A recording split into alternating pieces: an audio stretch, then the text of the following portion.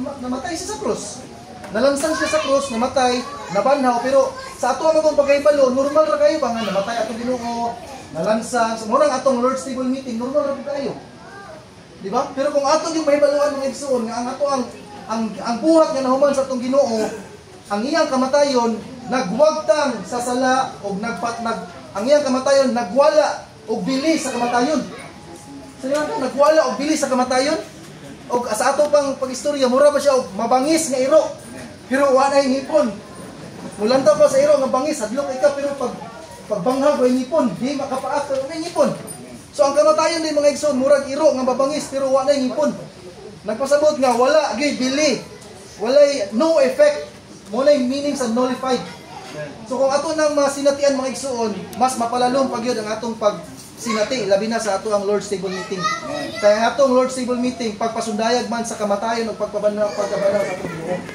Nasa ikaduha nga bahin mga igsoon, sa 2 Timoteo 2:8, kini siya mao ni nagipadayag ani ang status atong Ginoo. Unsa man atong Ginoo?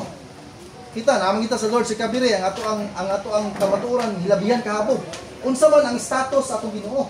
Ang status tay sa atong Ginoo, siya di ay seed of David nga gi-raised from the dead. So sama sa giingon ni brother ganina, linya siya ni David. Si David iya ang apuhan. Ubos ra siya ni David. Pero nganong si David ning ingon mag-Ginoo ni Jesus.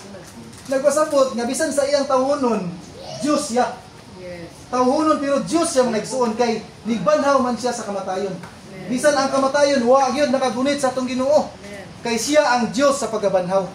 Mo nang unsa na ba unsa may pasabot sa imong work ug status. Naay basahon sa kuan atong ministry Revelations in Genesis ang title sa basahon. Ingon sa dito ako lang basahon mga igsoon ha aron ma-exact ana siya dire.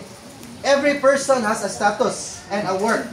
For example, if a person has the status of a student, his work is to study.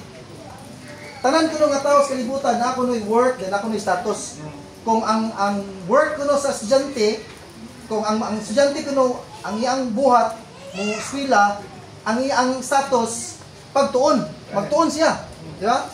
Then kung ano siya, if a person has a status of a teacher, his work is to teach. If a person's status is a businessman, his work is to conduct a business. The status of a student refers to his person, and the studying refers to his work. So this is the gospel that Apostle Paul preached, the glad tidings of the living person of Christ.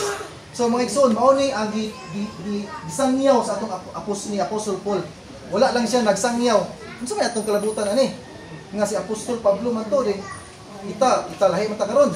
Mga igsoon kinahanglan mausat ta sa ebanghelyo nga gisangyaw sa ato ang igsoon. Atong ebanghelyo hilabihan kahabog.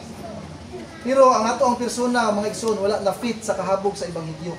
Mao nang sa ato ang praktikal nga pagkinabuhi bisan mingon ta nga men wala na ang kamatayon, nawala na gilamoy na ang kamatayon. Pero bisan sa atong mga tigo mga igsoon ang kamatayon tapad na nato, tapad ra. Bugat kayo kay ang kamatayon naras atong kilid tapad na nato. Pero natandog ko sa gingon ni Brother Ron ana siya. Daghan ang mga igsoon nga nagkinabuhi sa Ginoo. Makabati sila nga ang kamatayon naras palibot. Pero wala gyud nagpakabana nga mutindog ba nga i-neglect ang kamatayon. Kinahanglan mga igsoon kitang tanan nga makabati sa kamatayon. Mubarog ta mayon ta nga Ginoo di ko musugot nga inaani lang. Naagod ang Ginoo pero ang kamatayon naapod. Mo nang salamat sa Ginoo mga igsoon, marealidad unta nato ning tanan.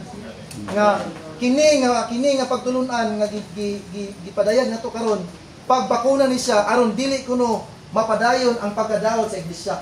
Siguro sa atong una-una, na daot ang iglesia ba? Enjoy kay ko gimar ganina, magpangulos ko sa tanan basa-basa ko. Pero mga igsoon, kita gyud ang tinuod nga nasayon sa atong kondisyon. Kumusta man ang atong kondisyon sa Ginoo? Nagpadayon ba ta mga igsoon? Kung nagpadayon ta, andam ba ta sa pagbalik sa atong Ginoo? Kung wala pa ta na andam mga igsoon, muliso kita niya karon. Amen.